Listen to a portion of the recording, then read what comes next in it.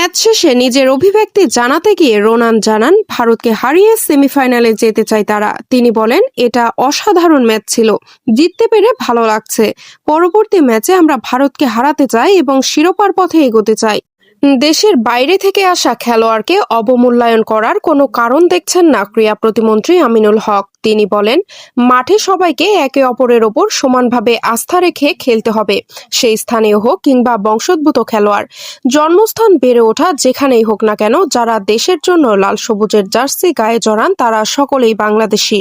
IPL এর franchise Rajasthan Royals এবার সম্পূর্ণ নতুন মালিকানায় এসেছে। মার্কিন ব্যবসায়ী কার্ল সোমানির নেতৃত্বাধীন কনসোর্টিয়াম রাজস্থানের 100% শেয়ার কিনে নিয়েছে। মঙ্গলবার ভারতের গণমাধ্যমে প্রকাশিত প্রতিবেদনে পাওয়া তথ্য অনুযায়ী চুক্তির মোট মূল্য হয়েছে $163 কোটি, বা প্রায় 15,285 কোটি রুপি।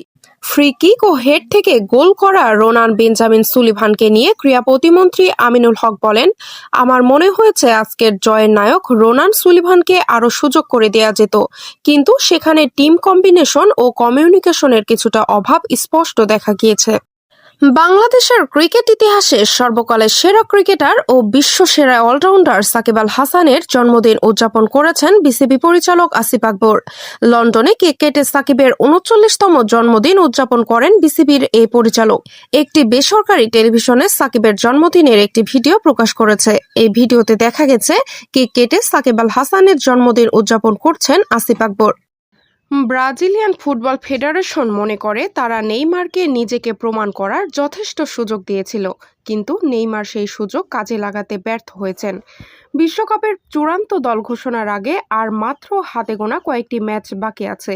এই অল্প সময়ে নেইমারের পক্ষে নিজের ফিটনেস প্রমাণ করে আনচেলতির মন জয় করা প্রায় অসম্ভব বলে মনে করছে সিএনএন ব্রাজিল।